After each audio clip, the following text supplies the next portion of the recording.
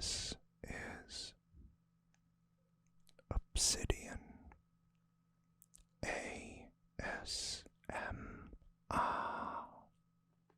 Don't forget to like, subscribe, and hit the notification bell for future videos.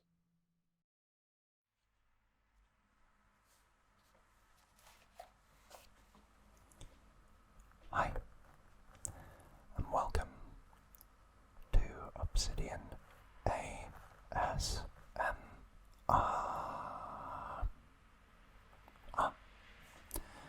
And today, as you may well have guessed from the title, I'm going to be talking you through my top 10 anime that I've watched.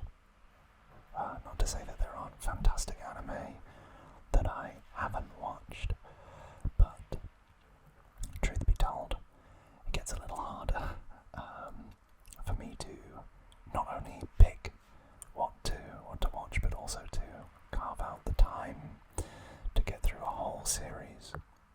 So a lot of these anime you'll probably find are from about 10 years ago, maybe a bit longer, when I had a lot more free time and I could binge watch long series. But we're starting off with number 10, which isn't a long series at all. In fact, it's only 12 episodes.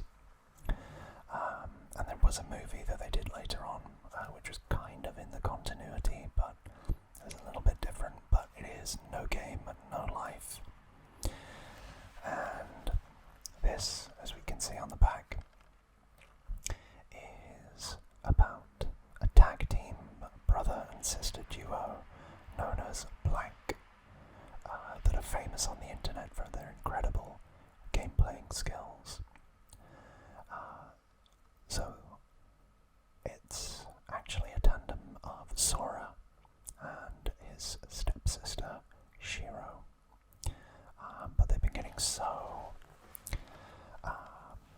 well, they play so much because they're effectively internet shut-ins. They're chronically online, which I think the Japanese word for that is hikokomori, I think. I could be wrong, but I'm pretty sure it is.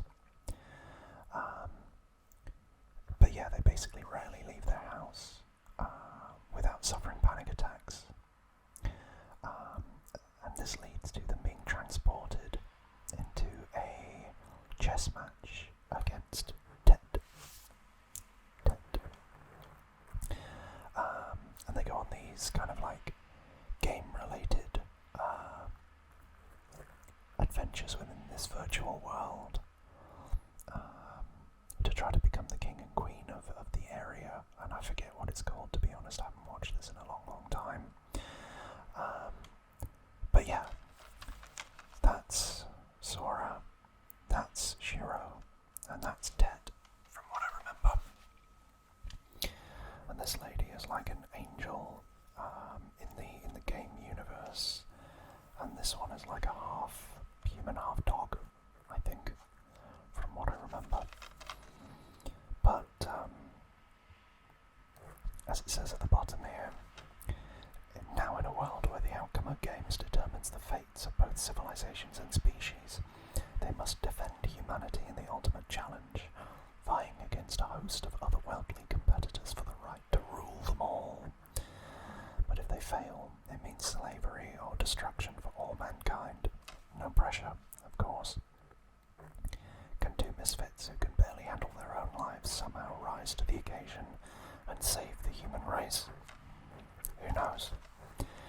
I would recommend giving it a watch, although there are some more kind of adult themes, so discretion is advised for younger viewers.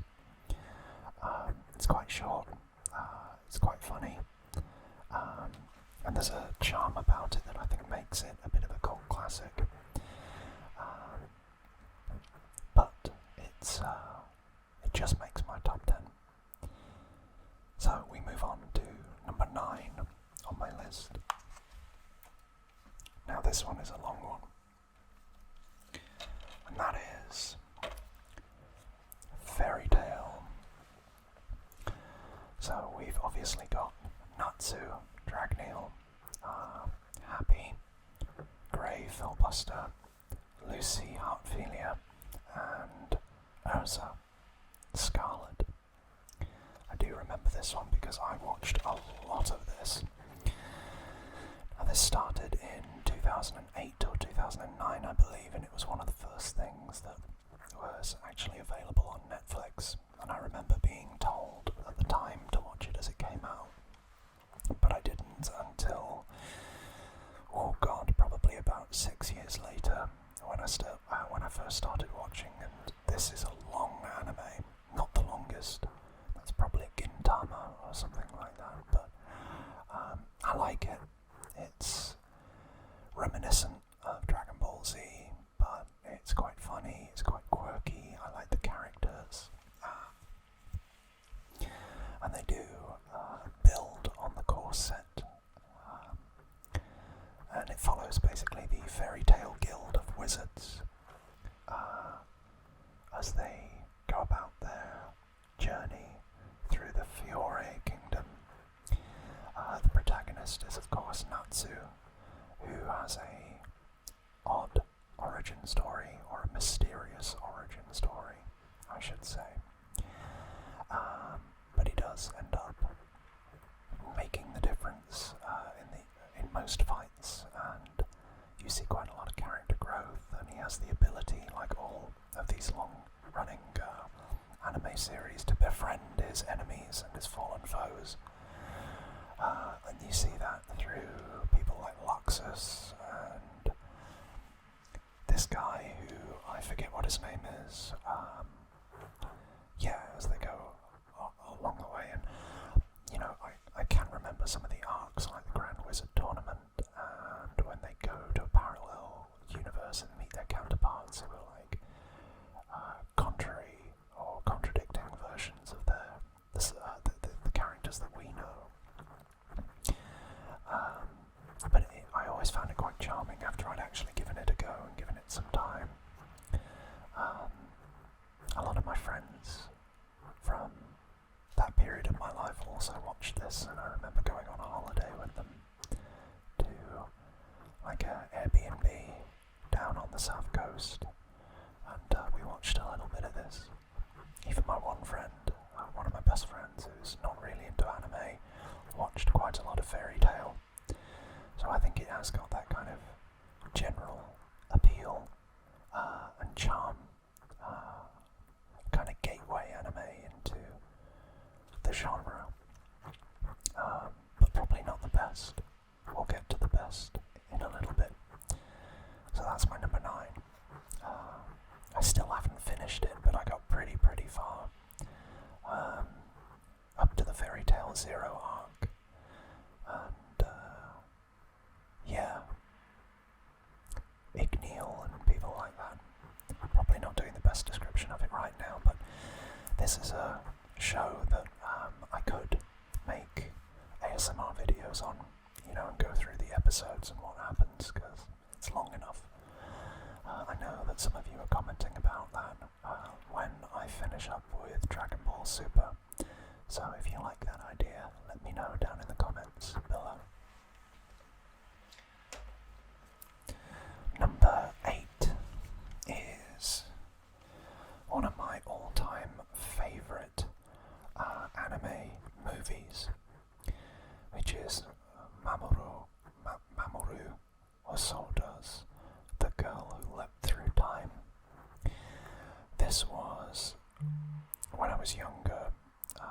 We have a kind of media store over here called HMV, His Master's Voice, and the symbol for the shop is like a dog listening to a gramophone, but you would go in there and they'd have an anime section, and there would be the series, and the series were all really quite expensive, overpriced for what they were really in terms of the amount of hours and episodes that you got in it. But then you'd also get the films, and this film was one of the first that I bought, and it's all about this young lady right here, but it was always weirdly one of the cheap ones, like £5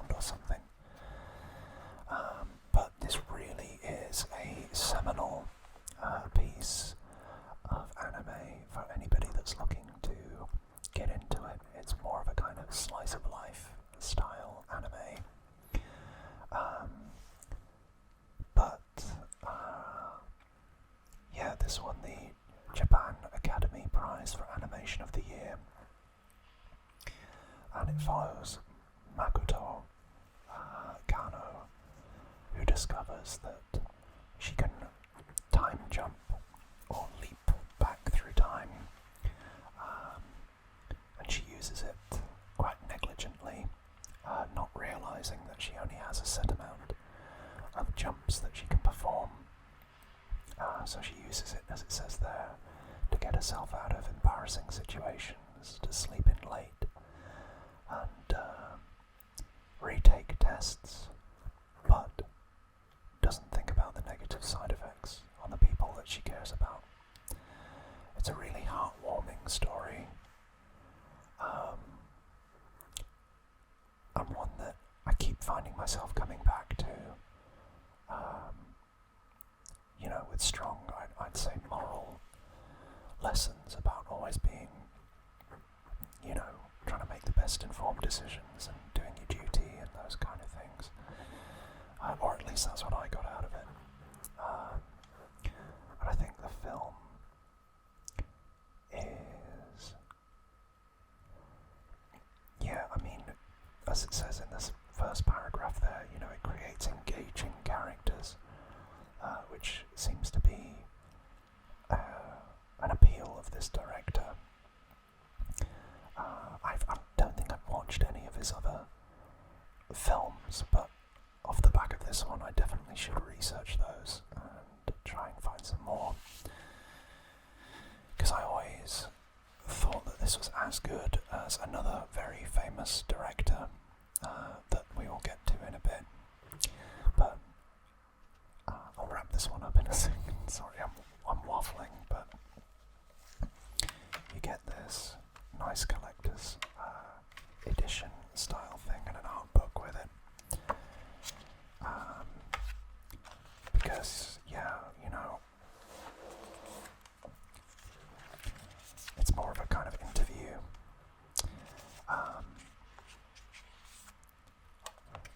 I've always really liked this, and I got my partner to get me basically I asked for a better version of it for Christmas a couple of years ago, because, as I say, it is one of my films that I would go back to and watch over and over and over again, and we all have them. I don't know, it really did open my heart more to the adult style of anime, having grown up with other versions of the entertainment form when I was much younger. I highly recommend it, and as I say, it's quite cheap to get a hold of, so try your hand at it.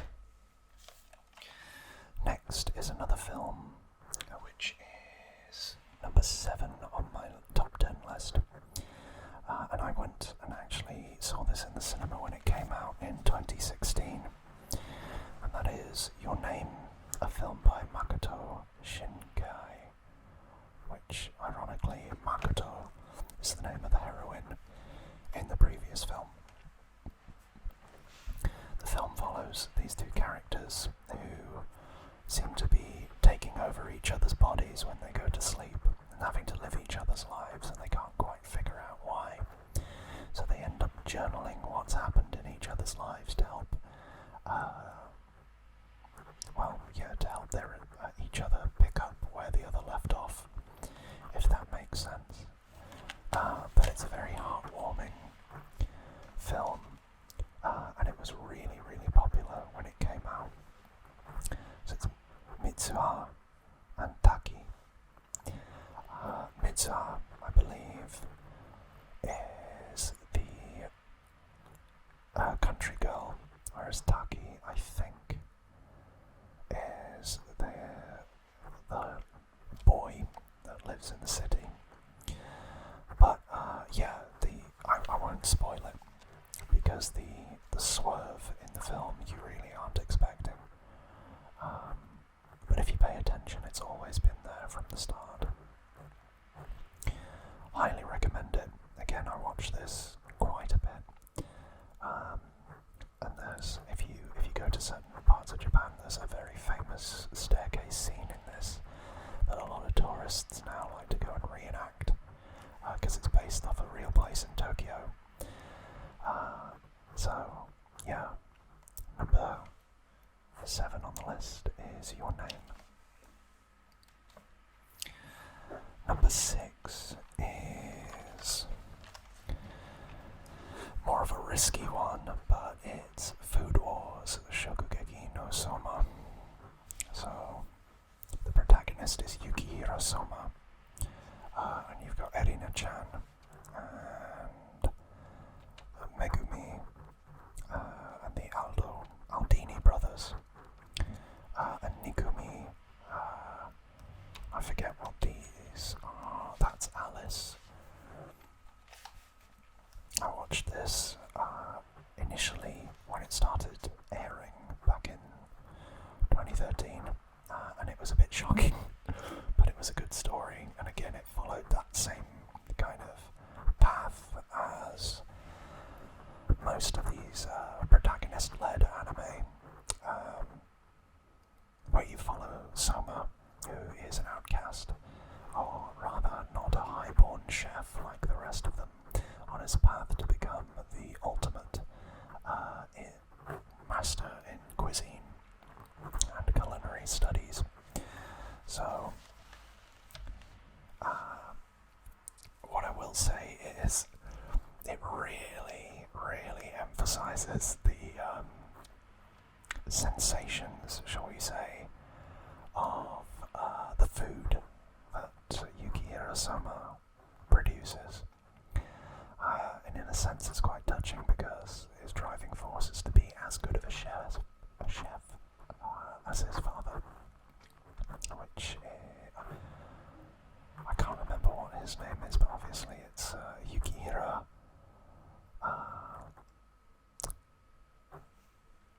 Anyway, I'll read you the back, shall I? Ever since he was little, Yukihiro Soma's main goals have been to beat his father in a cooking contest and take over the family diner.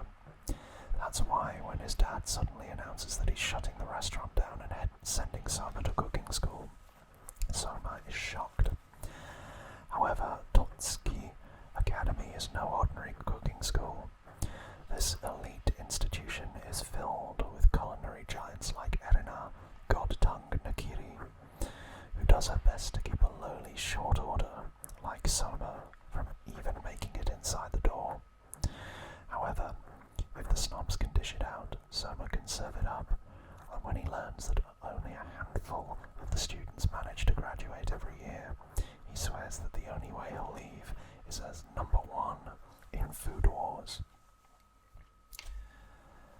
Yeah, he basically is the underdog, and he wants to graduate and, go on and, as it says there, take over his family's restaurant, etc. But it's quite, there are some weird and very Japanese comedic moments. Again, I would say viewer discretion is advised if you're under the age of 18. But I thoroughly enjoyed the characters, I thoroughly enjoyed the stories. It went on for 5 seasons, although they were quite disproportionate in terms of their episode weighting. So for instance, season 1 is 24 episodes, whereas I think season 2 is 12. Season 3 was really, really long. Then season 4 was another 12 episode one, and then season 5 I think was something like 24. But yeah, I thoroughly enjoyed this, and fun fact, at a Comic-Con I cosplayed Yukihiro Soma, and another fun fact, I cosplayed Natsu Dragneel, so yes, I sadly am a cosplayer, but I will not be sharing any photos of that, because I am not one of the, tryhards. It was just with a couple of friends. But yeah, if you can get over the shocking scenes of when somebody eats Yukihiro Soma's food, it's a good laugh, and it's got a lot of character, and that's what I like about it. A lot of good lessons, a lot of good, it really hammers home about appreciating the small things and making sure to take a lesson from everything that you learn,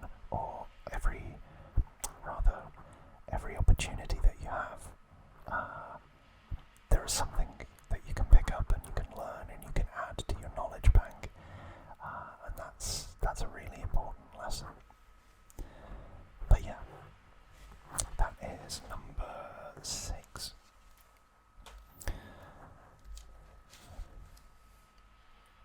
No, so yeah, that was number 6. So number 5 is,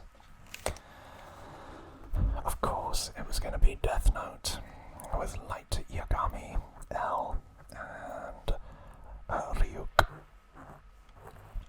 I think everybody knows what Death Note is. It was so influential back in the day. And, I mean, I'll read you the back, but meet Light Yagami, a brilliant but bored high school student whose life is changed when he finds the Death Note, a notebook dropped by a rogue Shinigami, or Death God, named Ryuk. When Light discovers that any human whose name is written in the book dies, he vows to use its power to rid the world of evil. But every action has its consequences, and Light soon finds himself in a life or death battle of wits with the mysterious genius detective L. Humanity itself becomes the battleground to determine what form of justice will prevail. And this, in a nutshell, is a story about absolute power corrupts absolutely. Whilst Light sets out with the best of intentions to rid the world of murderers and, evil people and criminals and all that kind of thing, he quickly develops a god complex, and obviously, people take notice. A bit of a following amasses for him, and it goes to his head. It goes to his head, and whilst his form of justice may be approved by some, there are others that are more his detractors. So, yeah, that's a very quick rundown of it. I will say, I think the series did go on for too long. There is very much a moment, like a really pivotal moment within the story that I feel was necessary, but then it got very convoluted afterwards, rather than focusing on the main issue. There was like a whole subplot between a couple of characters that get introduced there that I just wasn't a fan of. But if you haven't watched anime, again, and if you're really into like detective or crime shows or mystery shows, things like that, I would give Death Note a go. Don't watch the Netflix adaptation, whatever you do, because it was terrible. But this is a fantastic anime, and it really does make you think as you go through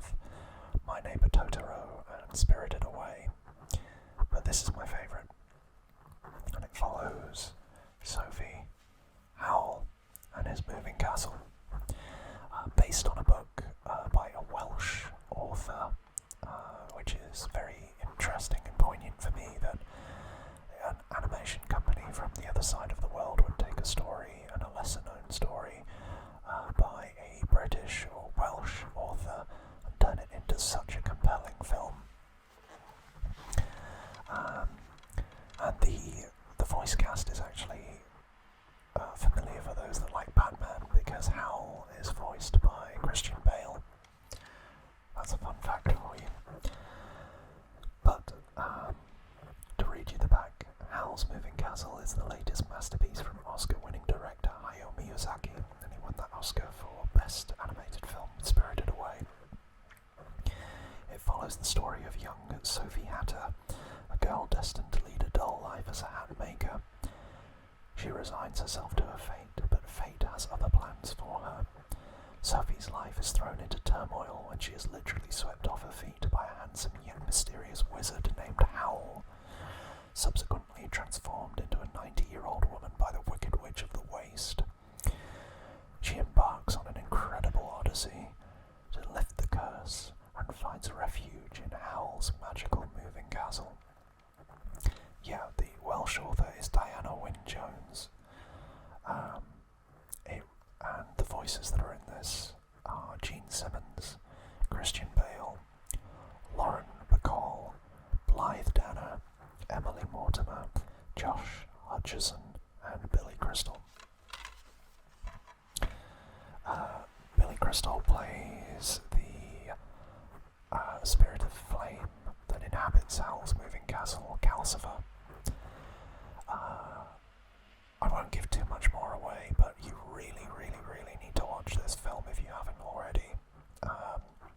Visually, it's beautiful, and everything about the story is heartwarming and touching. No Man is an Island is what I would summarise the plot as. No matter how strong you think you may or may not be, you always need somebody that you can care for and who cares for you. And like quite a lot of Hayao Miyazaki's films, there's quite a strong anti-war message. He is a pacifist, and that shows through as well. I did recently go and see The Boy and the Heron, which felt to me like a greatest hits compilation for Hayao Miyazaki. It wasn't his best, but admittedly the man goes into retirement and comes out of retirement more times than I care to mention.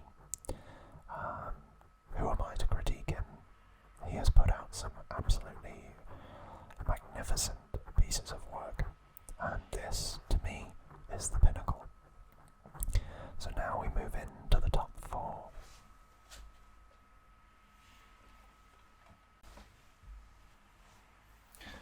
So, at number 3 in our top 10 is Erased.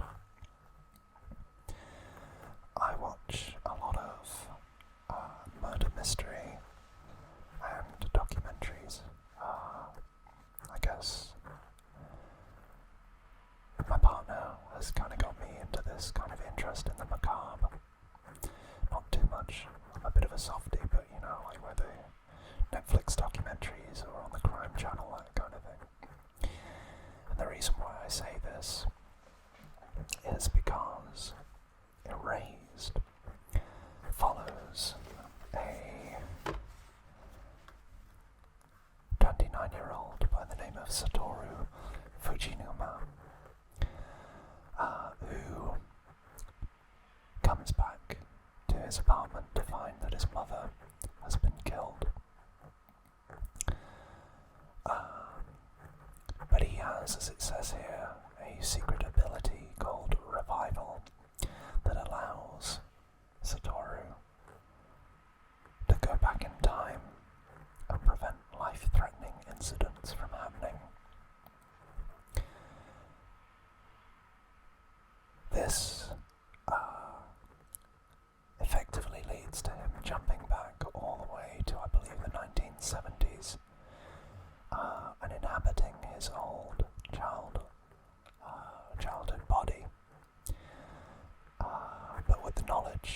his present-day 29-year-old self in order to stop his mother's killer, who also was active during that time and seemingly cut their teeth with the murder of Hinazaki. The phrase I always remember from this series is Bakanano. Means you're an idiot. Are you an idiot in Japanese? Bakanano. It's what Hinazaki says all the time to Satoru. It's a thrilling series with striking imagery.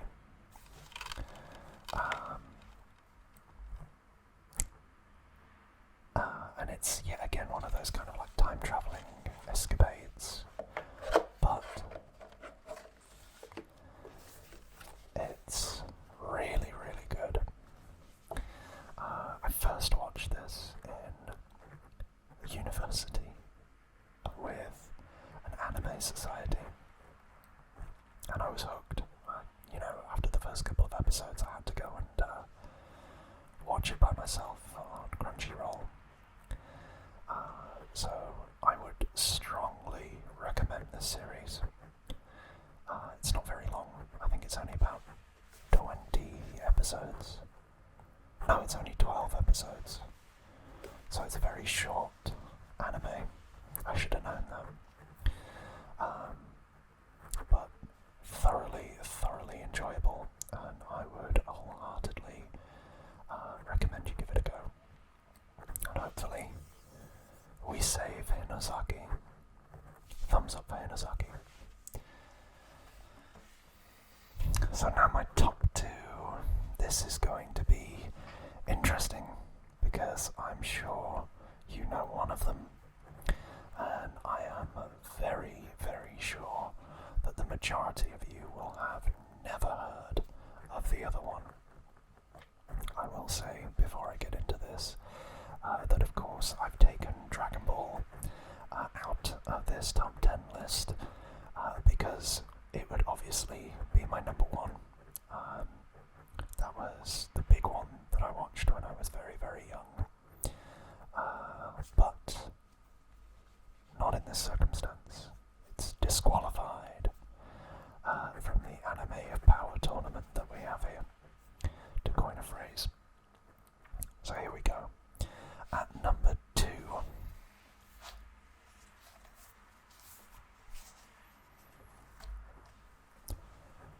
Barakamon. Remember I was telling you about that anime society that I was exposed to Erased at? Well, one of the other animes that we were watching there, along with stuff like The Kids on the Slope, was Barakamon.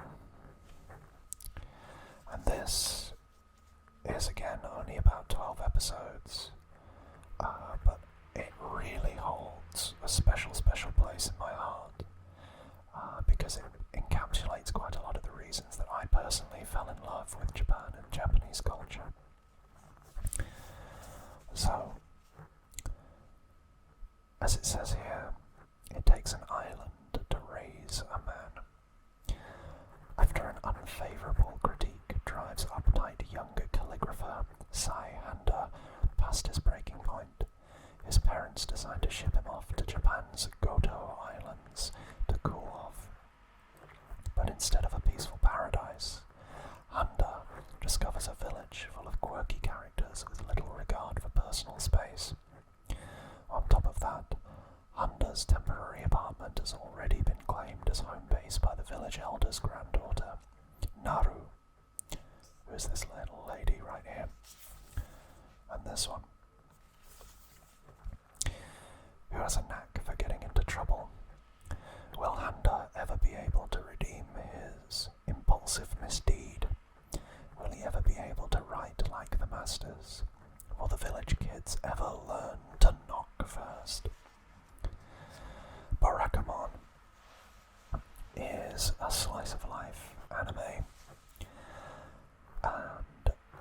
as it says there, Sayanda is a high-flying calligrapher in the middle of Tokyo who has a lot, or I should say the weight of expectation on his shoulders to produce a masterpiece. But as I think we can all empathise with, careers and city life can be very, very overwhelming and emotionally taxing. And the beauty for this anime to me is that even though in the city he is part of technically a high-flying, high-society community, he feels detached and imposter syndrome, which is, I think, something we all experience from time to time. I know I have, even now, making these videos. But moving to the countryside for a slower paced life with greater landscapes, more peaceful roads and spaces, allows him to reinvigorate himself and really connect with an authentic local community that aren't there to posture and to climb the greasy pole for a career or ingratiate themselves with the high flyers of a certain field or industry, but they're there because of a shared common love, a shared heritage, and a shared way of living that's more grassroots rather than ambition driven. And it's through the childlike wonder of Naru that Sayanda finds this rekindled energy and realizes that happiness should be the more important goal to strive for, rather than working and working and working and working. And it's those connections he makes on the Goto Islands that hammer home the point in a very short, very succinct, but incredibly endearing 12 episodes of anime. And I can't, I've tried to wax lyrical and give that platitudes there, but my words won't do the anime justice, in my opinion. You have to watch it to fully appreciate what I'm talking about. But I would always remind you, as I remind myself and those that I love in my personal life, that the key thing is to always appreciate the small moments. Not the, obviously strive for your goals, but always take time to reconnect and take stock of those little moments, whether it just be the blades of grass between your feet and your toes of your feet, under your feet, or the wind on your face, or the bright rays of sunshine warming your cheeks. Those are the things that are grounding, and in an ever increasingly hectic and chaotic world, those are the things that I turn to keep me calm. And that was in part thanks to Barakamon and further studying the Japanese concept of ikigai. I can talk about that more in depth, but yeah, for now, that's our number 2. Which leaves, drumroll please, I'm not going to do that because I can't roll my tongue while I'm whispering. I think this is an easy one for some people to predict, but here we go.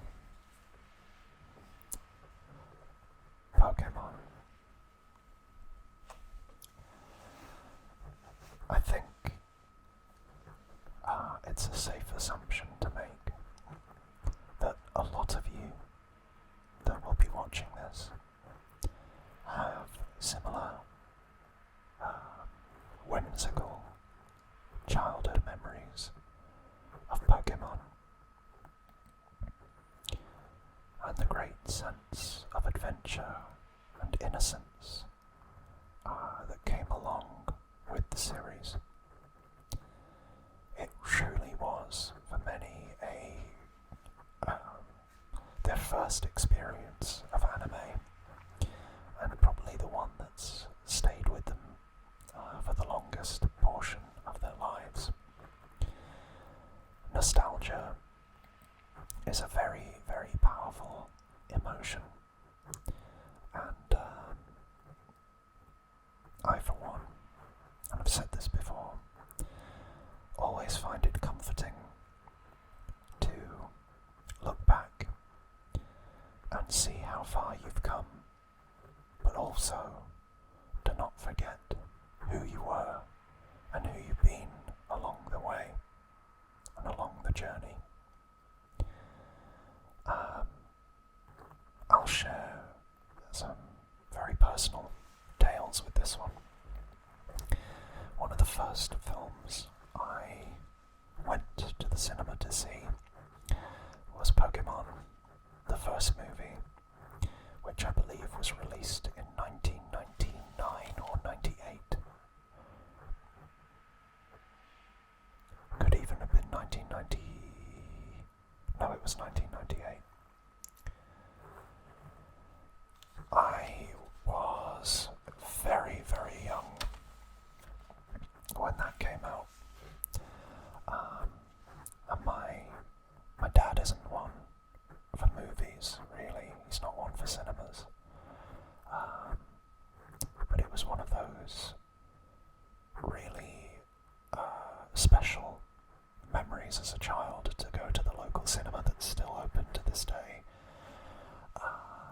and go and watch Ash and Pikachu on the big screen and get that wow moment when you thought you knew all 151 Pokemon, but suddenly there were these additional creatures at the start of the film. It was a culture shock. I think was it Donphan? I think it was something like that. And the storyline and etc. etc. He subsequently took me there to go see Digimon, the movie, and I vividly remember that as well. And that's where I think my love for these franchises, I mean, I haven't put Digimon in here because I haven't watched it in a very long time, but, you know, Pokemon, every now and then I go back and play the games, as you know, or watch some of the original anime series that I may or may not have the DVDs of. And it reminds, I think it definitely reminds me, but I think it reminds all of us of a simpler, happier time, hopefully.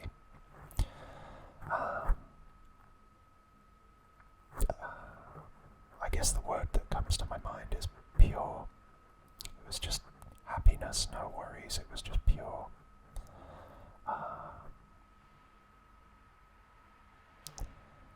And as you get older, you do get more responsibilities, and you do get more worries and stresses with careers and things. And yeah, as I say, I always find comfort looking back and revisiting those old stomping grounds, or IPs, or shows, or whatever you want to call them. It's why I've thoroughly enjoyed recounting Dragon Ball Z to you all, and Dragon Ball Super, and showing you these video game collections that I've amassed over a lifetime. And you know, friends say, well, why do you still have this stuff? And it's, I guess, psychologically speaking, because it's a material link, you know, a physical, tangible link to who I used to be all those years ago, and the memories that it evokes, and the people that I knew at the time, and some of whom are still in my life, and some of those who sadly aren't. So yeah,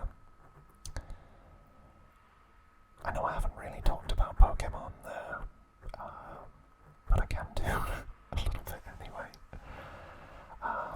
obviously the first movie is about Mewtwo and Mew, and the tournament that goes on there, and Mewtwo having imposter syndrome and feeling like he needs to prove himself, and create, and not feeling really a part of the Pokemon world because he was created in a genetic lab rather than a natural Pokemon, and creating all that cloned army and the strong undertones of brotherhood and kinship despite our differences, put across in a much more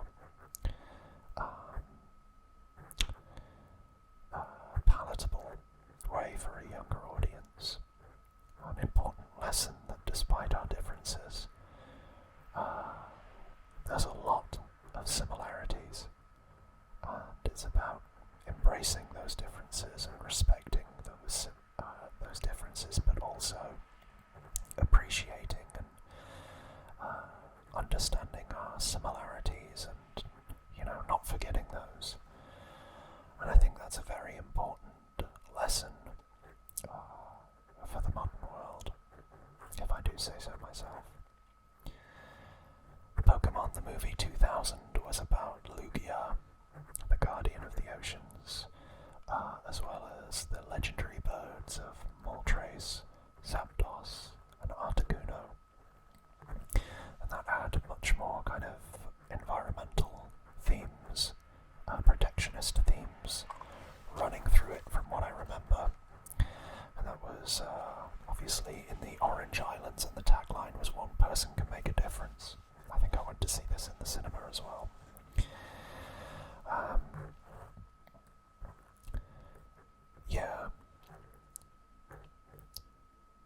It was a quest for the 3 elemental orbs. And obviously when they're all gathered and they're about to set Lugia free, the weather conditions get completely out of hand. Just as an aside, we currently have a storm over here in the UK, so it's quite fitting that I'm talking about this whilst that's raging on in the background. We don't get many big storms over here. And then Pokemon, the movie 3, was all about Entei, one of the legendary dogs, and the unknown and the mystical spell that they cast on, I believe, a young lady.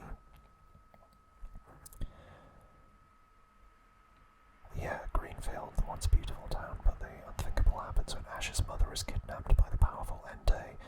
That's right, Ash's mother, not a young lady. Pokemon thought to have existed only in legend. Now Ash must go to her rescue, uncertain of what he'll uncover when he unlocks the real secret power behind the unbelievable turn of events. A young girl whose dream world is being turned into a nightmarish reality by the mysterious and unstoppable unknown. That's not to say that these are the only Pokemon movies. There have been quite a lot of them, as there have been a load of Pokemon series, but I must confess I kind of grew out of Pokemon after the Master Quest arc, before it went to Pokemon Advanced. So these are the movies that I remember from when I was a kid. I know there was one with there was definitely one with Lucario, and there was I think it was Celebi. I think, maybe, in the fourth one, which was more about time travel, I think, but I've actually never watched it. So, there you go. In a very long-winded way, that was our top 10. Have you watched all of these anime? If you have, I'd love to know what you think about them. And I'd love to know whether any of them hold a special place in your heart. Did I do them justice? I know I kind of ad-libbed some of the stories for them, but I'm going off my own memory, which for some of them is almost like a decade old now, so I'm sorry if I didn't do the best job. And yeah, hopefully you're all having a restful Sunday, and you'll as of the time of recording, we're at 910 subscribers, which is absolutely crazy for me to say. And honestly, I never thought we'd get this far, so thank you to each and every one of you, and for all the comments and all the engagement and all of the new subscribers that have joined since the last video on Thursday.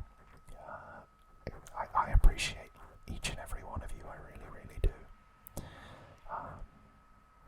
And as I say, it's a privilege for me to be able to put this content out there for you, and for you to enjoy it primarily. That's the greatest satisfaction of all. So, if you do like what you see or hear, or if I manage to send you to sleep or give you tingles, why not think about joining our little fledgling community and hit the subscribe button? Because, as I keep saying, I've got a probably very predictable surprise at the big 1000, and I'd like to say hello to you all at that point, not to give too much away. But with that being said, forgive me for that little pitch, but I guess you have to. I can't wait to see you all, or see you all in the comments, or what have you in the future. And on Tuesday, I've got some big life events coming up in the next couple of months. So, if I miss a video here or there, please forgive me. But all will be revealed with that in due course. I'm starting to ramble now, so I'll finish up. I hope each and every one of you has a wonderful week coming up. And again, from the bottom of my heart, thank you. So that all that's left for me to say, and to stop myself from rambling, is, as always, take care of yourself,